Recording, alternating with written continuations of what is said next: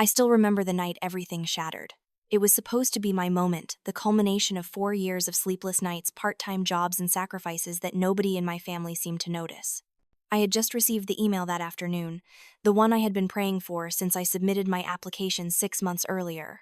Full scholarship to Ashford University, one of the most prestigious schools on the East Coast, with a specialized program in digital marketing that accepted only 30 students nationwide each year. My hands had trembled as I read the acceptance letter over and over, making sure it was real, making sure they had spelled my name correctly. Aubrey Eleanor Morrison. That was me, the girl who had made it. I had planned to announce it at dinner, imagining the looks on my parents' faces, the congratulations, maybe even a hug from my father who rarely showed physical affection. I had rehearsed what I would say in my head all afternoon while setting the table. But as I sat there at our worn oak dining table fork, gripping a piece of overcooked chicken, watching my mother Eleanor fuss over my younger brother Brandon like he was a wounded war hero instead of a 19-year-old who had just failed his driver's license test for the third time, I felt that familiar knot tightening in my chest. Brandon sat across from me, his face flushed with embarrassment and anger, pushing his food around his plate like a petulant child. Mom kept reaching over to pat his hand, her voice syrupy with sympathy. Dad Arthur sat at the head of the table, his newspaper folded beside his plate, occasionally glancing at Brandon with what I recognized as poorly disguised disappointment, though he would never say it out loud. I cleared my throat. The sound was small in the dining room, barely audible over the scraping of forks against plates. Nobody looked up. I tried again, louder this time. "So I have some really exciting news," I began, my voice rising with manufactured enthusiasm. I could hear how forced it sounded, how desperate. "I heard back from Ashford today and—" "Mom, can you believe that instructor?" Brandon interrupted, his voice loud and demanding. He did not even glance in my direction. He totally had it out for me. "Everyone says he fails people on purpose just to make them take the test again. It's basically a scam." Eleanor immediately shifted her full attention to him, her hand still resting on his. "Oh, honey, I know. It's so unfair. That instructor probably wasn't even paying attention to how well you did." I sat there, my mouth still half open, the words dying on my tongue. My father finally looked up from cutting his chicken, but his eyes went to Brandon, not to me. "Well, maybe we can schedule another test with a different instructor." Arthur offered, his tone practical but warm, in a way it never was when he spoke to me. "And maybe we should get you some more practice time. Actually, I've been thinking, what if we got you your own car, something reliable, not too flashy? It might give you more confidence knowing you have your own vehicle waiting once you pass." Brandon's face lit up immediately, all traces of sulking vanishing. "Really, you'd do that?" "Of course," Mom chimed in, beaming now. "You've been through so much stress lately with football and everything. You deserve something good." I stared at them, feeling invisible. It was a sensation I had grown familiar with over the years, like wearing a coat made of air. I was there, but I was not there. They could look right through me. "I got a full scholarship," I said louder this time, my voice cutting through their conversation about car models and insurance rates, "to Ashford University. Full ride, tuition, room, board, everything." There was a brief pause. Eleanor glanced at me, her expression mildly annoyed, as if I had interrupted something important. "That's nice, dear," she said, her voice flat and distracted. Then, without missing a beat, she turned back to Brandon. "Now, about that car, I think something with good safety ratings would be—" "Did you hear what I said?" I could hear the desperation creeping into my voice now, and I hated it. "Ashford. Full scholarship. Do you know how competitive that program is? 30 spots out of thousands of applicants." Arthur finally looked directly at me, and for a moment I thought maybe, just maybe, he would say something meaningful. Instead, he said, "You've always been the smart one, Aubrey. You don't need to show off about it." The words hit me like a slap. Show off. That was what he thought I was doing. Showing off. Eleanor's frown deepened. "Brandon is going through something difficult right now, Aubrey.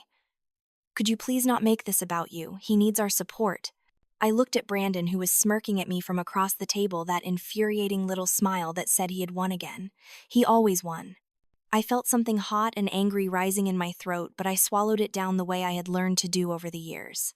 I excused myself quietly, my untouched plate of food cooling in front of my empty chair, and went upstairs to my room. The congratulatory text from Chloe was waiting on my phone.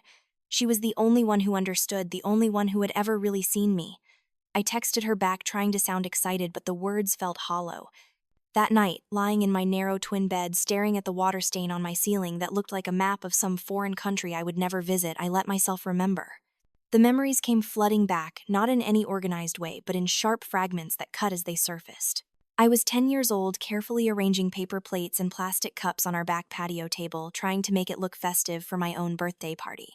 Mom and Dad had promised to be back by 3. My friends were supposed to arrive at 4, but at 2:30 I had gotten the call. Brandon's youth football team had an emergency practice, and they needed to drive him to the field across town. Could I just start the party without them? They would be back as soon as possible. By 5 o'clock, my 3 friends and I had eaten the grocery store cake by ourselves, the candles never lit. My parents rolled in at 6:30, apologizing but not really apologizing, and Brandon was already complaining that he was hungry. I was 13 when I spent 3 months building a model of the solar system for the science fair, complete with working LED lights and a motorized orbital system. I had won first place. I had been so proud, so excited to show my parents. I left it on the dining room table, thinking they would ask about it when they got home. Brandon had wandered through later that evening, tossing a football in the house despite the rules, and knocked the entire thing off the table. Saturn's rings shattered. The motor broke. I had cried not just because of the destroyed project, but because when I told my parents, my mother had sighed and said, "Well, Aubrey, you should have put it somewhere safer. You know how active Brandon is." For my 16th birthday, I had received a stack of used textbooks, practical and boring, wrapped in newspaper, because we had run out of gift wrap after Brandon's pile of presents. My brother, 2 years younger, had gotten a motorcycle. An actual motorcycle. I remember standing in the driveway watching him rev the engine, my parents beaming with pride beside him, and thinking, this is not fair. But I never said it out loud. Good girls did not complain. There was the piano recital I had practiced for all semester, the one where I was supposed to play Chopin's Nocturne in E-flat major. It was the most technically challenging piece I had ever attempted, and I had nailed it in every single practice session. But the night of the recital, Brandon had a football emergency. Some crucial practice that apparently could not be missed, though. He missed practices all the time when he felt like it. Dad needed the car to drive him. Mom went along to watch. I had to get a ride from Chloe's mom, and I played that Chopin piece to a scattered audience that did not include a single member of my family. I got a standing ovation. I came home to an empty house. These memories did not arrive gently. They struck like hammers, each one, a reminder that I had never been the priority, never been the one they worried about or celebrated or even really saw. I was the easy one, the one who did not need attention, the one who always managed, always figured it out, always survived on scraps of acknowledgement while Brandon feasted on their undivided devotion. The weeks that followed my scholarship announcement were a blur of preparation and silence. My parents never brought it up again. There was no celebration, no family dinner to mark the occasion, no conversations about what I would study or where I would live. Brandon's new car arrived, a shiny blue sedan with all the modern features, and the house buzzed with excitement. I moved through those days like a ghost, packing my few belongings, applying for work-study positions, researching bus routes from campus to the nearest grocery store. I had planned a small goodbye party for myself, nothing elaborate, just a few hours, with Chloe and some friends from school. Pizza and movies in our basement, which my parents had agreed 2 weeks earlier. I had asked so little of them, made it so easy, promised to clean up everything. It was supposed to be my last night at home before I left for school, my one request after 19 years of being the background character in my own family. But that afternoon, Brandon came storming into the house, slamming doors, his face red with rage. He had been cut from the varsity football team. Not because he was not good enough, he insisted, but because the coach was biased, because the other players were jealous, because the world was unfair to him specifically. He threw his duffel bag across the living room, knocked over a lamp, and locked himself in his room, playing music so loud the walls shook. My mother immediately went into crisis mode, knocking on his door, pleading with him to come out to talk to her. My father paced the hallway, his face grave, as if we had just received news of a terminal illness rather than a teenage disappointment. And I stood in the kitchen watching this familiar theater play out, pizza boxes stacked on the counter streamers I had hung that morning, drooping sadly from the ceiling. Eleanor found me there 20 minutes later. Her face was drawn, her eyes tired. "Aubrey, honey, we need to cancel your party tonight." I stared at her. "What?" "Brandon is really upset. He needs us right now. We are going to take him out to his favorite restaurant, try to cheer him up. You understand, don't you?" Something inside me cracked. It was not a dramatic shattering, not some explosive break. It was quieter than that, more fundamental, like a foundation giving way under too much weight. "No," I said. The word came out steady, firm. "No, I don't understand." Eleanor blinked, surprised. I never said no. I never pushed back.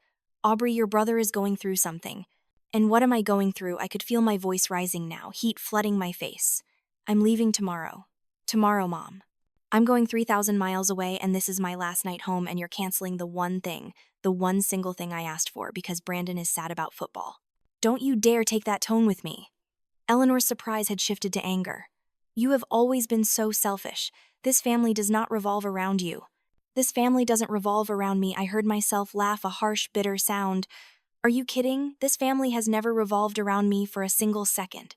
Everything is always about Brandon. Everything.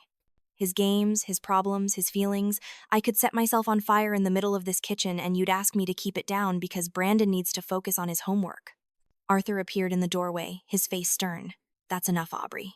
But I was not done. 19 years of being invisible, of being told I was too smart to need praise, too capable to need help, too easy to worry about, all came pouring out. I got a full scholarship, Dad. Do you even know what that means? Do you even care? I worked myself half to death for 4 years, took every AP class, worked 2 jobs, stayed up until 2 in the morning studying, and nobody in this house even said congratulations. But Brandon fails a test he should have passed when he was 16 and you buy him a car. We have given you everything, Eleanor snapped. We've fed you, clothed, you put a roof over your head, and this is the thanks we get, drama and tantrums. You have given me the bare minimum. I shot back. You've given me what parents are legally required to provide. But love, attention, respect, those only go to Brandon. Arthur's voice dropped to that dangerous, quiet tone. If you cannot be grateful for what we have provided, maybe you should think about that while you're away at your fancy school. And maybe you should remember that Brandon needs us. You apparently have everything figured out. You've always been a burden we have managed. At least Brandon still needs his family. The words hung in the air like poison gas seeping into my lungs, burning with every breath I tried to take. A burden. That was what I was to them. Not a daughter. Not a person deserving of love or celebration or even basic acknowledgement. A burden they had managed. The word echoed in my head, growing louder with each repetition. Managed. Like I was a problem to be contained, an obligation to be fulfilled with the bare minimum of effort. All those years of trying to be good enough, of working myself to exhaustion, of keeping quiet and staying out of the way, of convincing myself that if I just achieved one more thing, earned one more accolade, proved myself one more time, it had all been for nothing. I had never been their daughter in any meaningful sense. I had been an inconvenience they had tolerated. My vision blurred, though. I refused to let the tears fall. Not here. Not in front of them. I would not give them the satisfaction of seeing how deeply they had cut me, how completely they had shattered whatever fragile hope I had been clinging to that maybe somehow things could be different. I looked at Brandon, who had emerged from his room during the argument, drawn out by the sound of raised voices like a scavenger attracted to carnage. He was leaning against the hallway wall, arms crossed over his chest, and that expression on his face, God, that expression. That same smug, satisfied smile I had seen countless times throughout our childhood, whenever he had gotten away with breaking something of mine, whenever our parents had taken his side over mine, whenever he had successfully redirected their attention away from any of my accomplishments and back to his needs. He was enjoying this. He had always enjoyed watching me get hurt. It fed something dark in him, some need to see me diminished so he could feel elevated. His eyes met mine, and in that moment I saw the truth I had been avoiding for 19 years. He did not just benefit from our parents' favoritism passively. He cultivated it. He orchestrated it. Every tantrum, every crisis, every emergency that conveniently coincided with my important moments, they were not accidents. He had learned early on that the louder he complained, the more he demanded, the more our parents would drop everything for him. And he had learned too that making me feel small made him feel big. The smile on his face widened just slightly. A private communication meant only for me. I win. I always win. You will never matter as much as I do. Something inside me cracked then, not loudly, but completely, like ice breaking under pressure in the deep silence of winter.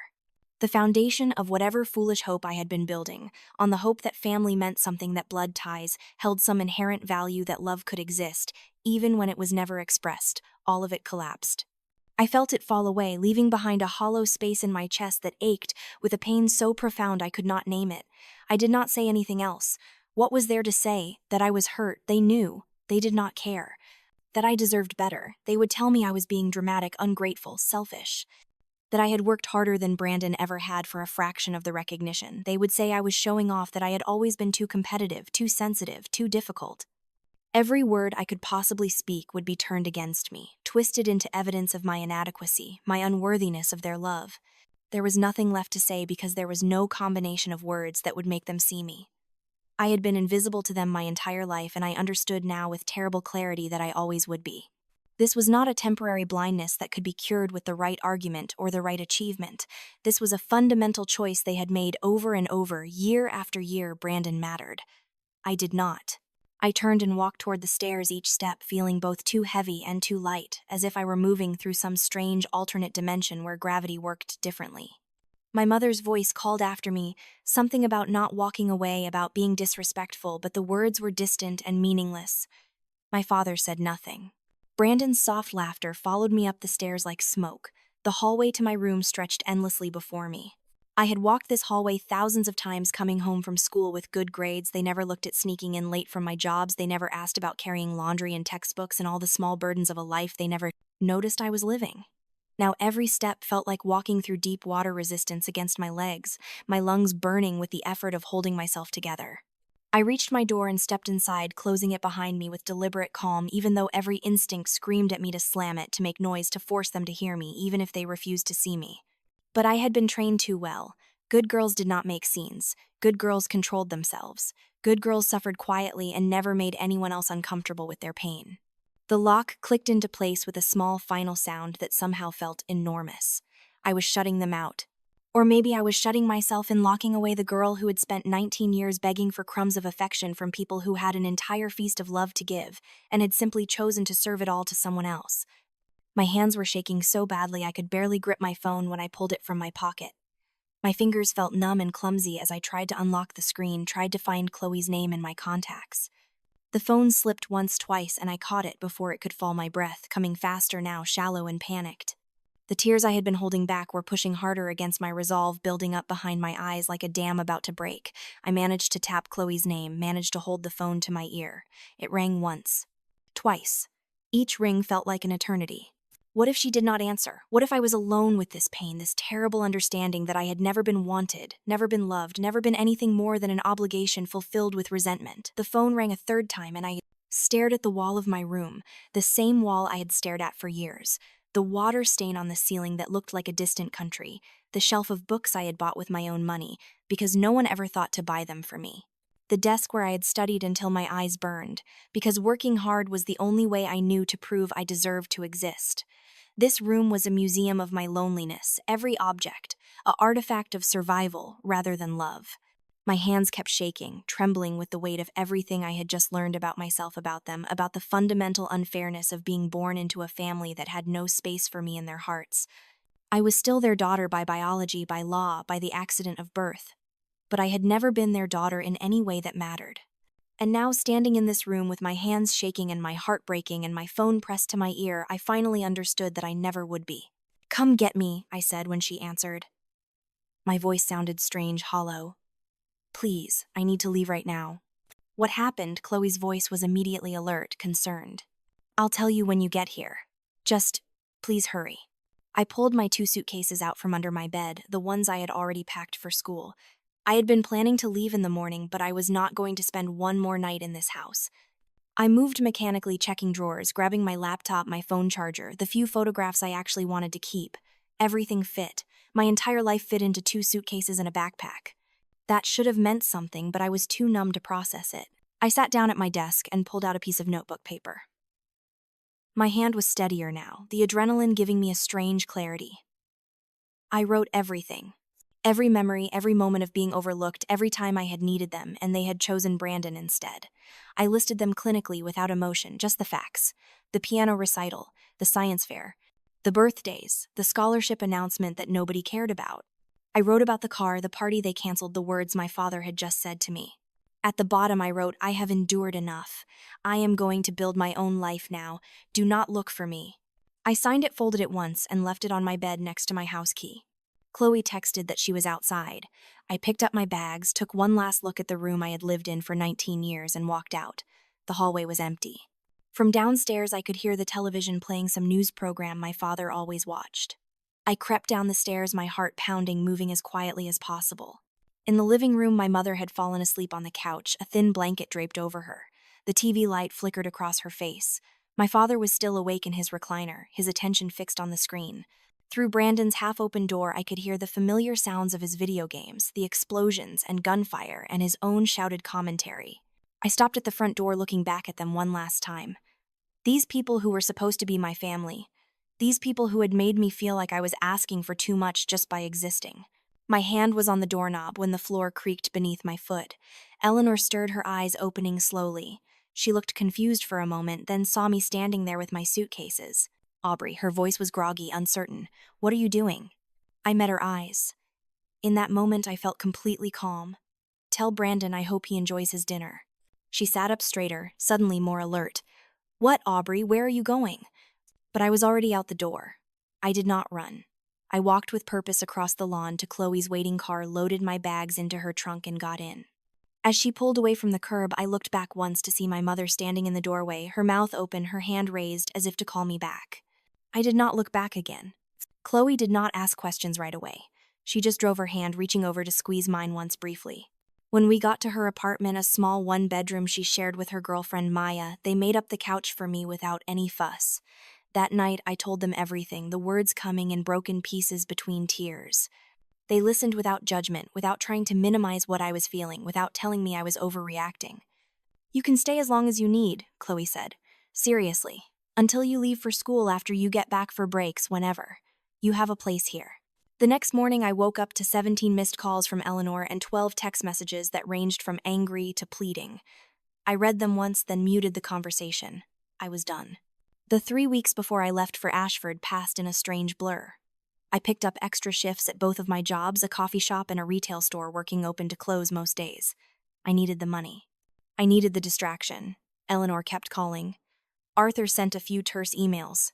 Brandon predictably sent nothing. I ignored all of it. Chloe drove me to the airport when it was finally time to leave. We hugged for a long time at the departure's gate, both of us crying a little. You are going to do amazing things, she whispered.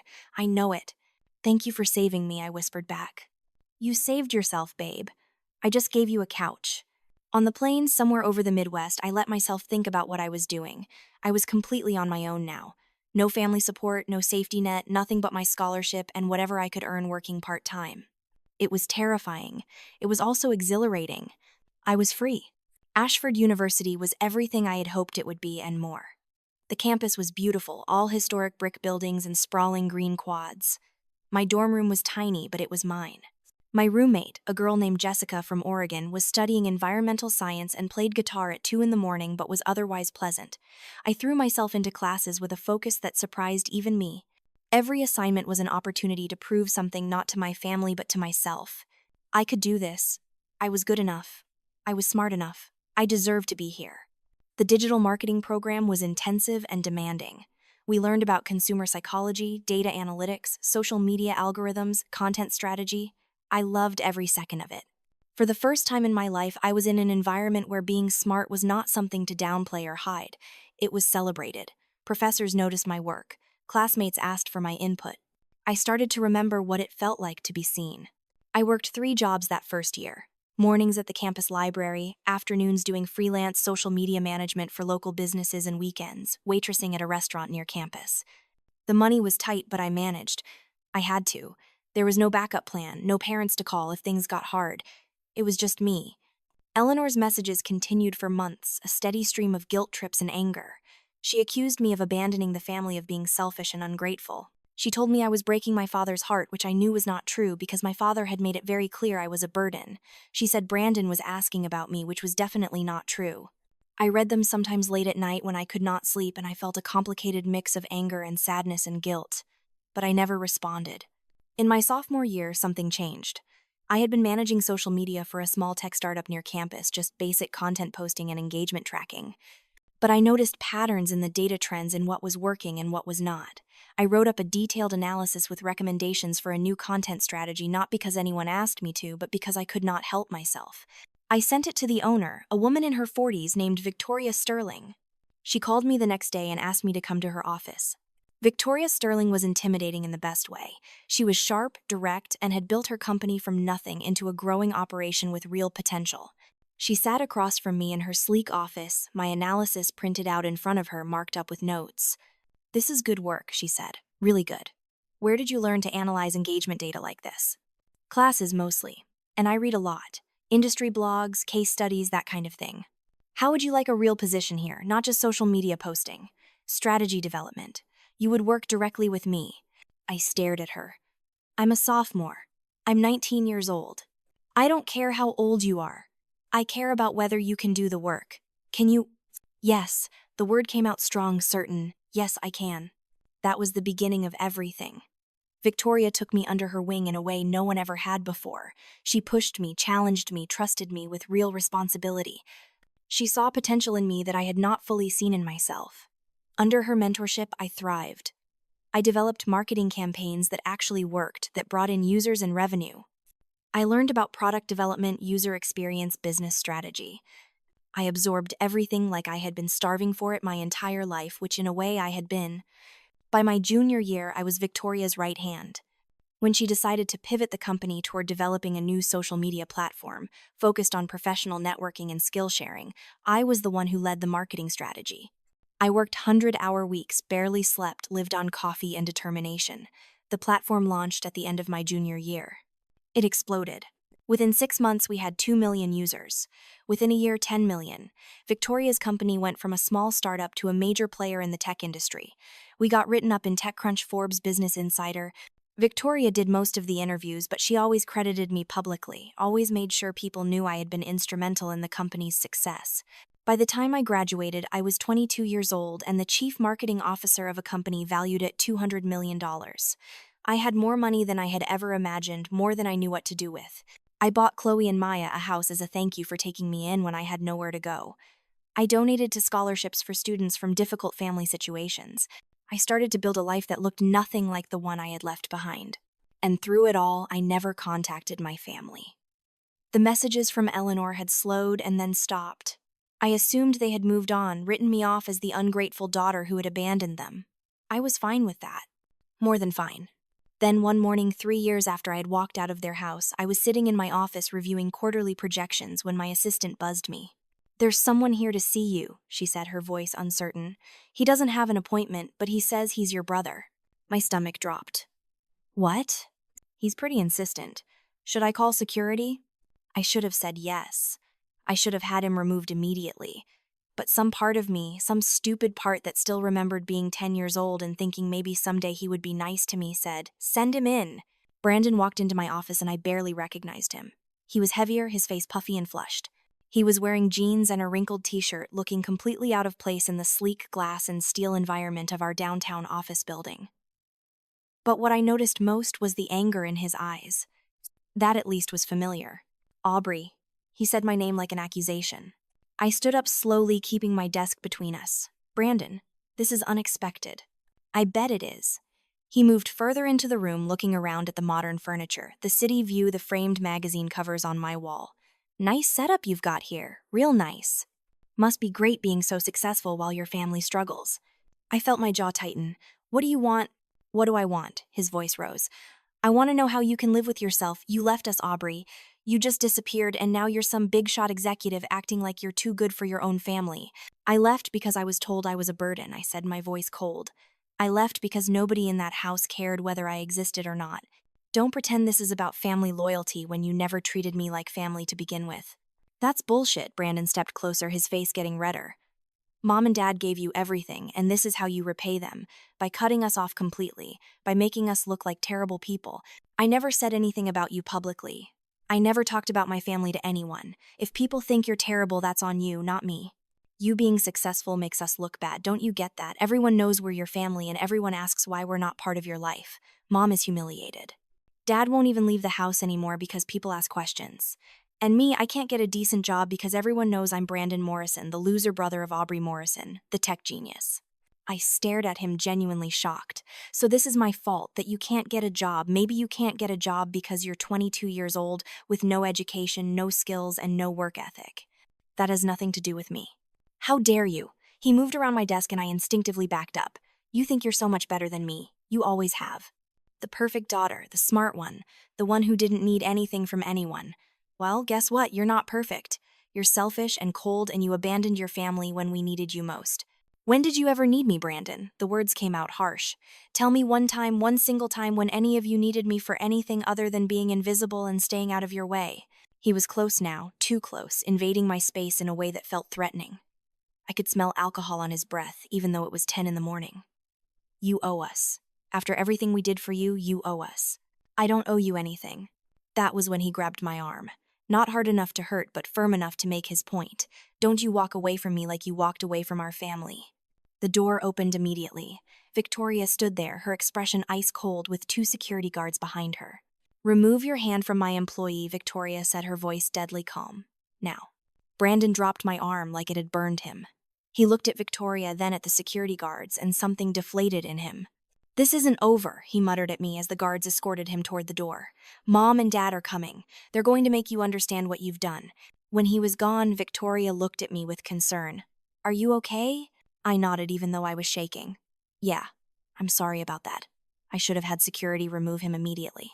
Don't apologize. But Aubrey, if your family is going to be a problem, I need to know. I can have our legal team prepare. They might show up, I admitted. I haven't spoken to them in 3 years. I didn't think they cared enough to find me. Well, clearly they do now that you're successful. Funny how that works. Victoria's expression softened slightly. Take the rest of the day if you need it. And let security know to be on alert. I did not take the rest of the day. I stayed in my office, tried to focus on work, but my mind kept replaying the encounter. Brandon's anger, his entitlement, the way he had grabbed me. And his words, Mom and Dad are coming. They showed up 2 days later, both of them walking past reception like they owned the place. My assistant called me in a panic and I told her to let them up. Better to deal with this now on my territory than to let it drag on. Eleanor looked older. There were lines around her mouth that had not been there before, gray in her hair, that she had not bothered to dye. Arthur looked the same, stern and uncomfortable in a suit that was slightly too small. They walked into my office and Eleanor immediately started crying. Aubrey, how could you do this to us? She pulled a tissue from her purse, dabbing at her eyes. How could you just leave and never come back? Do you know what we've been through? I gestured to the chairs across from my desk. Sit down. They sat, Eleanor still sniffling Arthur, looking around my office with an expression I could not quite read. What do you want? I asked. We want you to come home, Eleanor said. We want to be a family again. This has gone on long enough, Aubrey. You've made your point. You've shown us you can be successful without us. Now it's time to forgive and move forward. I almost laughed. Forgive and move forward. Is that what you think this is about, me making a point? What else would it be? Arthur spoke up, his voice gruff. You were always so dramatic, always so sensitive about everything. We know we weren't perfect parents, but we did our best. Your best, I repeated slowly. Your best was telling me I was a burden. Your best was canceling my goodbye party so you could comfort Brandon because he got cut from a football team. Your best was ignoring me for 19 years while you gave Brandon every advantage, every opportunity, every ounce of attention and love you had. Eleanor's tears increased. That's not fair. We loved you. We still love you. You were just always so independent. You never seemed to need us the way Brandon did. I needed you constantly. The words burst out of me louder than I intended. I needed you at my piano recital. I needed you at my birthday parties. I needed you to care about my scholarship the same way you cared about Brandon's driver's license. I needed you to see me as your daughter, not just as the easy child who didn't require effort. We're here now, Arthur said. We're trying to make things right. 3 years later, after you found out I'm successful. Where were you when I was 19 and terrified and sleeping on my best friend's couch? Where were you when I was working 3 jobs to survive? You didn't want to make things right then. You want to make things right now because it's embarrassing for you that I'm doing well without you. Eleanor reached across my desk as if to take my hand. I pulled back. Aubrey, please. Brandon is struggling. He needs help and we thought maybe you could help him get a job here. Something in your company. It would mean so much to him and to us. There it was. The real reason they had come. Not to apologize, not to rebuild a relationship, to ask me to fix Brandon's problems the way I had been expected to manage everything else while staying invisible. No, I said. What Eleanor looked genuinely shocked. No, I'm not hiring Brandon. I'm not fixing his life for him. That's not my responsibility. He's your brother, Eleanor's voice rose, her sadness shifting quickly to anger. You have resources now. You could help him. But you're too selfish. I'm selfish. I stood up, placing my palms flat on my desk. Let me tell you what I did after I left. I worked myself to exhaustion while putting myself through college. I built a career from nothing while you all moved on with your lives and didn't give me a second thought. I created something meaningful and important, and I did it completely alone. Not because I wanted to, but because I had to. Because you made it clear I was on my own. Arthur stood as well, his face darkening. We gave you a home for 18 years. We fed you, clothed, you paid for things. And this is the gratitude we get. You gave me the legal minimum required of parents. You want gratitude. Thank you for not committing child neglect. Is that what you want to hear? You've changed, Eleanor said, her voice bitter. You've become cold and cruel. Success has ruined you. No, I've become someone who knows her worth, someone who doesn't accept being treated like an afterthought. If that seems cold to you, it's because you never knew the real me to begin with. Brandon appeared in the doorway, then slightly out of breath as if he had run up the stairs. Of course he had come. Of course he could not stay away. See, Brandon pointed at me, see how she talks to you. She thinks she's so much better than all of us now. I looked at the three of them standing in my office, these people who were supposed to be my family, and I felt nothing but exhaustion. Years of pain, years of being overlooked and undervalued, all leading to this moment where they stood before me demanding things they had never earned the right to ask for. I walked to my desk drawer and pulled out an envelope I had prepared after Brandon's first visit.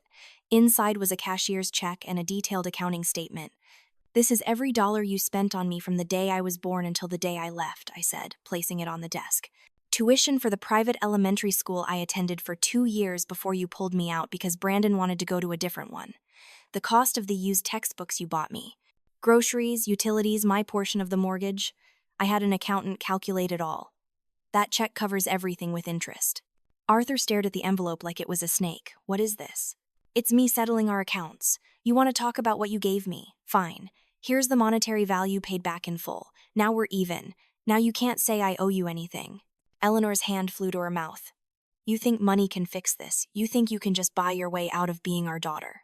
I'm not buying my way out of anything. I'm closing a ledger. You've spent 3 years, and especially the last 3 days, making it clear that everything was transactional. You gave me food and shelter, therefore I owe you my loyalty, my career connections, my success.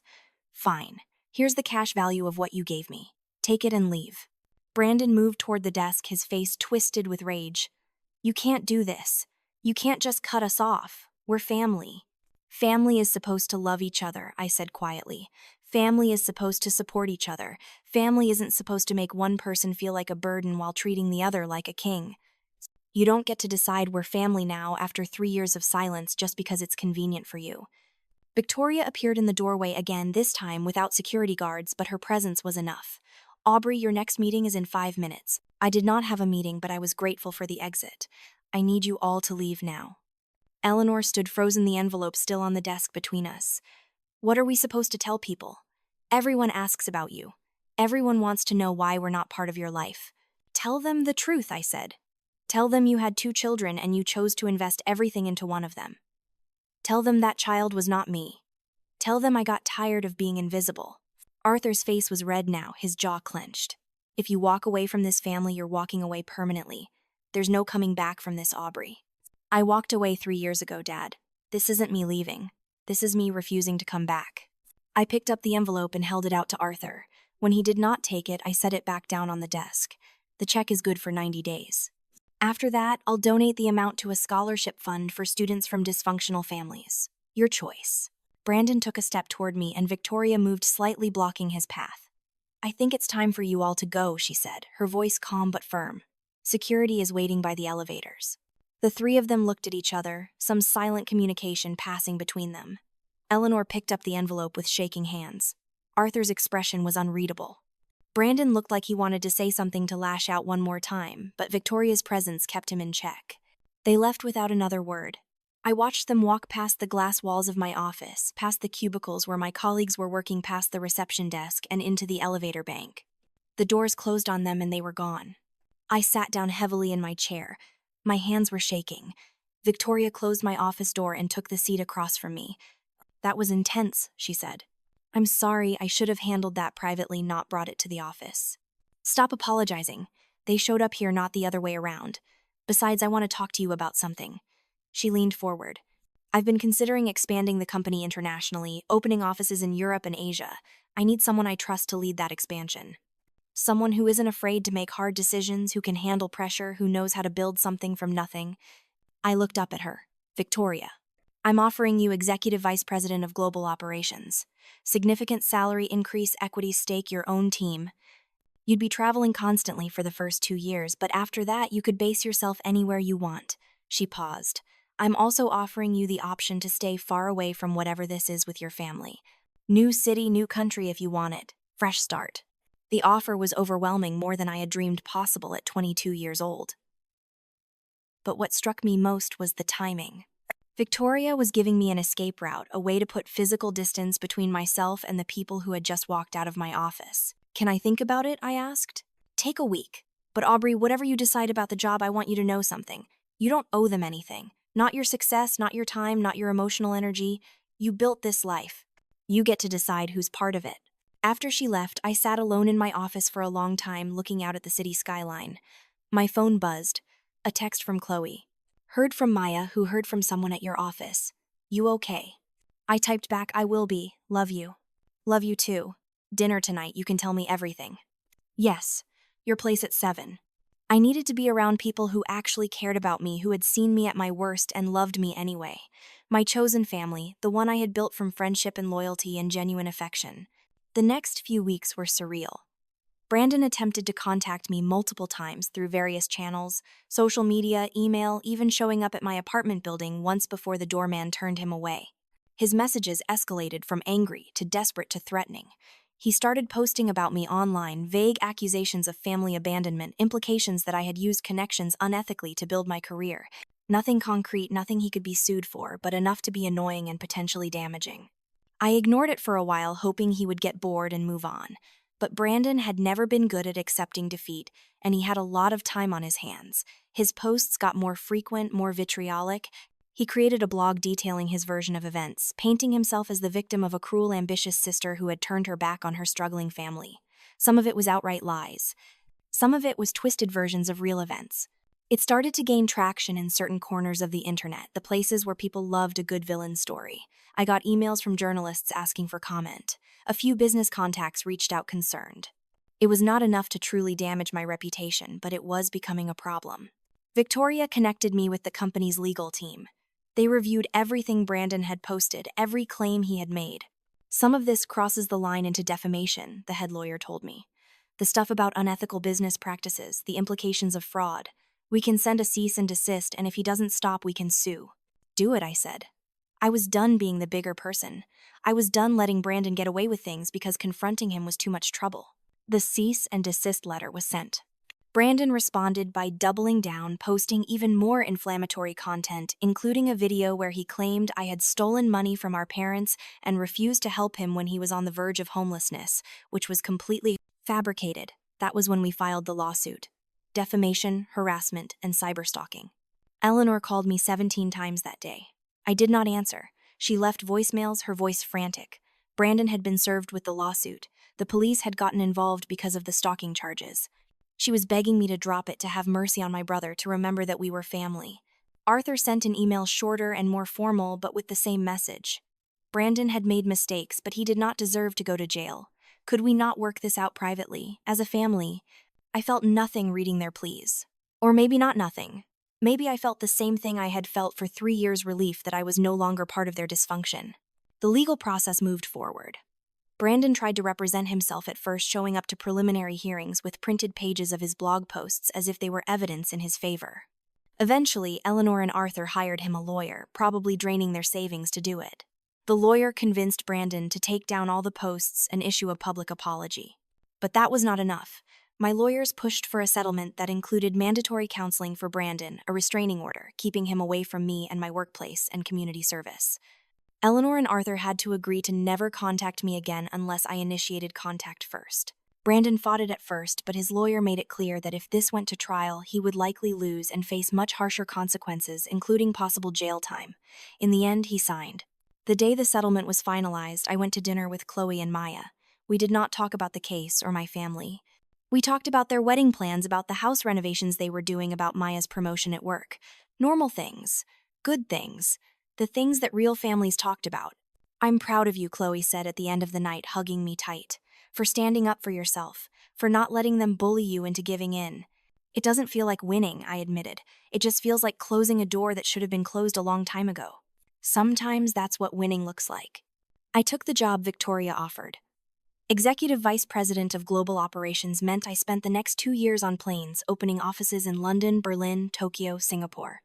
I hired teams, built relationships, learned to navigate different business cultures. It was exhausting and exhilarating and exactly what I needed. Physical distance from everything that had happened made it easier to process, easier to heal. During those 2 years, I heard nothing from my family. The restraining order and settlement terms were being followed at least. I heard through mutual acquaintances, the few people who still had connections to both my old life and my new one, that Brandon was actually doing the community service, that he had gotten a job at a warehouse that he was attending. Therapy. Eleanor and Arthur had apparently sold their house and moved to a smaller place, downsizing. I did not ask for details. I did not want to know. I focused on building my own life, my own sense of self that was not defined by being the overlooked daughter or the successful executive. I went to therapy myself, working through the years of neglect and emotional damage. I dated a little, nothing serious, but I learned what it felt like to be with someone who actually saw me, who valued my thoughts and my time. I made new friends in every city I visited, people who knew me only as Aubrey, not as anyone's daughter or sister. 3 years after the settlement, I was back in New York for a company event. We were hosting a charity gala raising money for educational programs for underprivileged youth.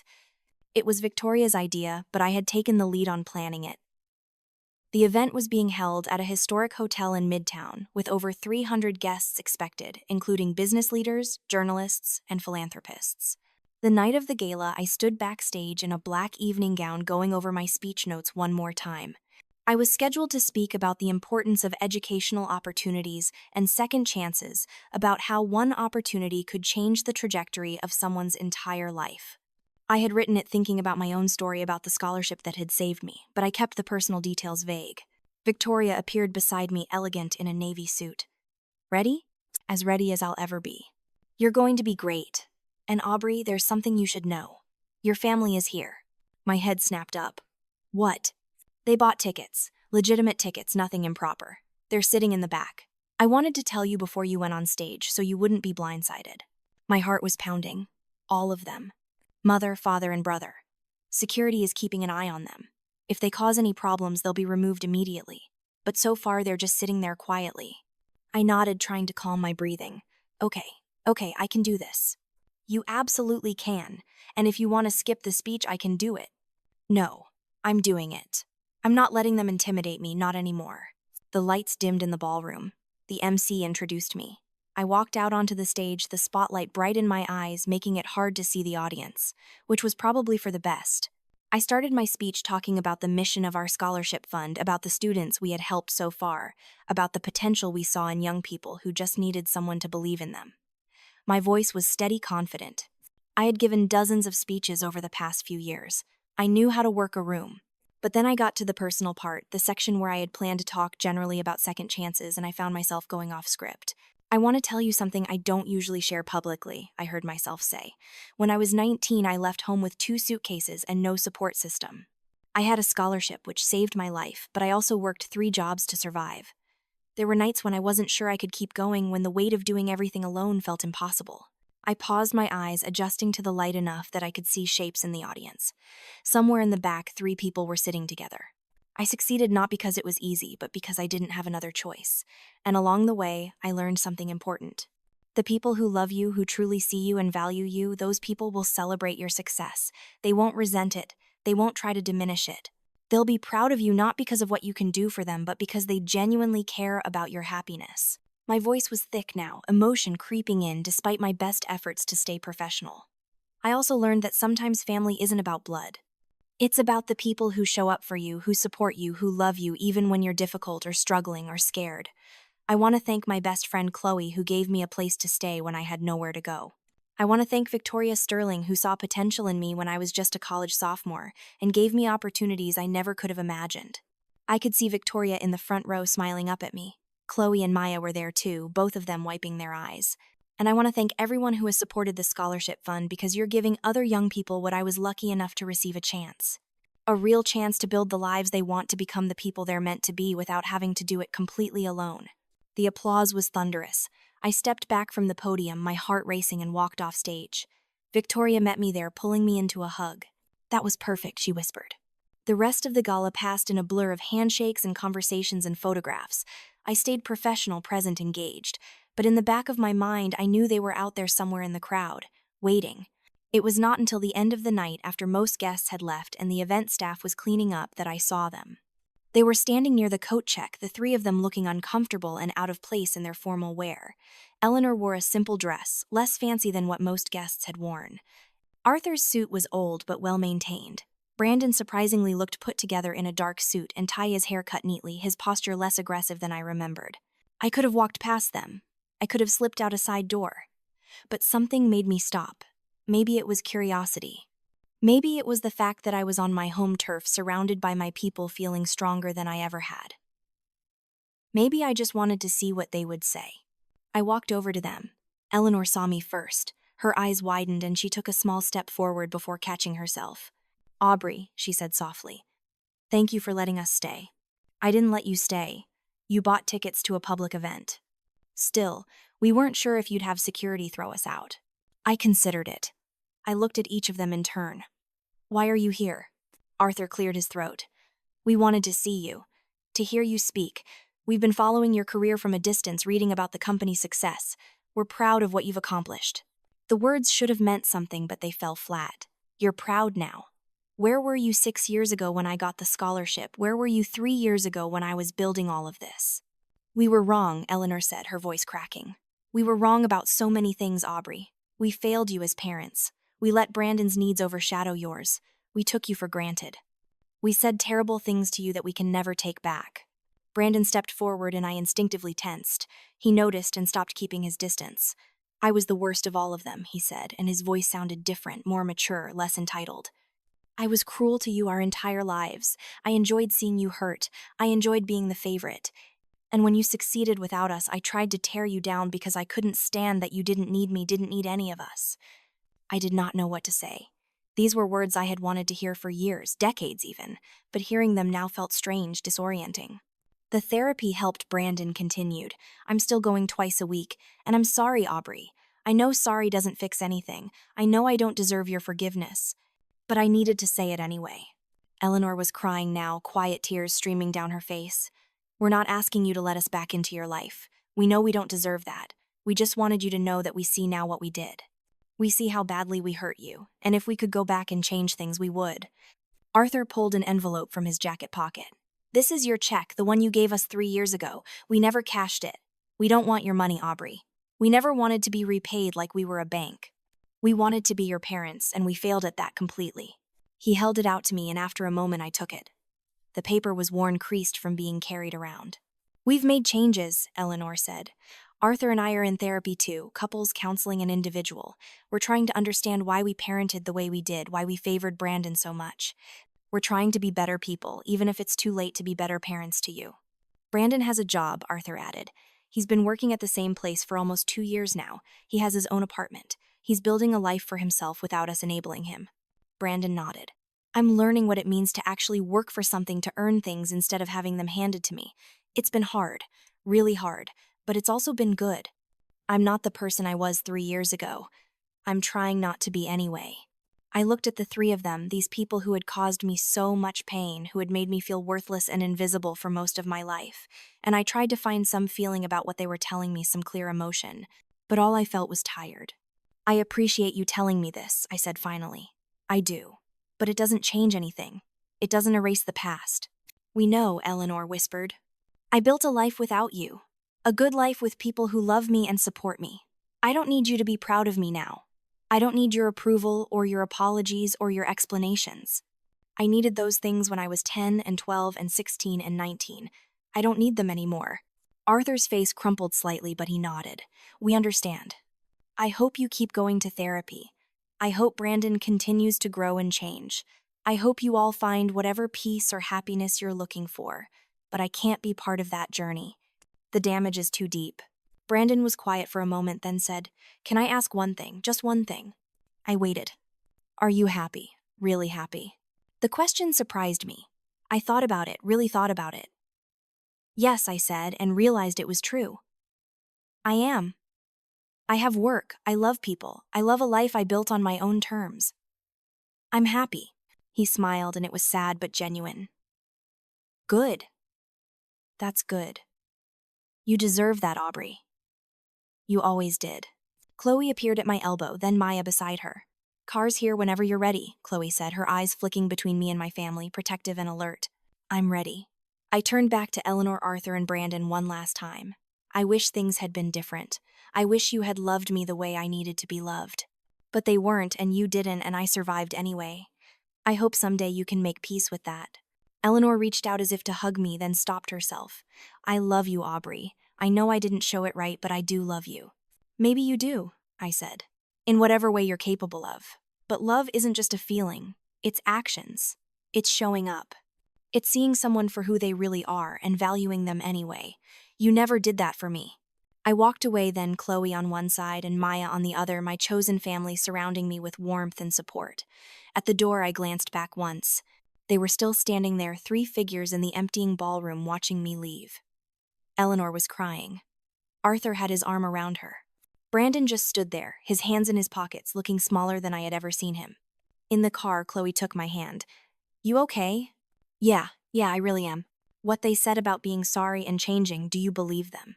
I think they believe it. I think they're trying. But it's not my responsibility to stick around and find out if they succeed. I spent too many years trying to earn their love. I'm not going to spend any more time trying to accept their apologies. That seems fair to me. Maya leaned forward from the back seat. For what it's worth, your speech tonight was incredible. You made like 6 people cry, including me. And I saw at least 10 people pull out their checkbooks for the scholarship fund. I smiled. That's what matters. Not my family drama, but the actual work we're doing, the students we're helping. We drove through the city, the lights of New York blurring past the windows. My phone buzzed with messages, professional contacts from the gala colleagues congratulating me on the event, a few journalists asking for follow-up interviews. My life was full. My days were busy. I had purpose and passion and people who genuinely cared about me. 6 months later, I was in the Singapore office when I got an email from an address I did not recognize. The subject line said, "No response needed." I almost deleted it without opening it, but curiosity won out. It was from Eleanor. She wrote that she was not trying to violate the settlement terms, that this was a one-time message, and that I should feel free to delete it without reading if I wanted. But she had some things she wanted me to know, things she needed to say even if I never responded. She wrote about attending a support group for parents who had damaged relationships with their adult children. She wrote about the realizations she had been having in therapy, about the ways her own upbringing had shaped her parenting, about the favoritism she had shown Brandon because he reminded her of her late brother who had struggled with addiction and depression. She had been trying to save him, she wrote, trying to give him the support her brother never had. But in doing so, she had neglected the child who was actually thriving, who she had assumed would be fine without constant attention.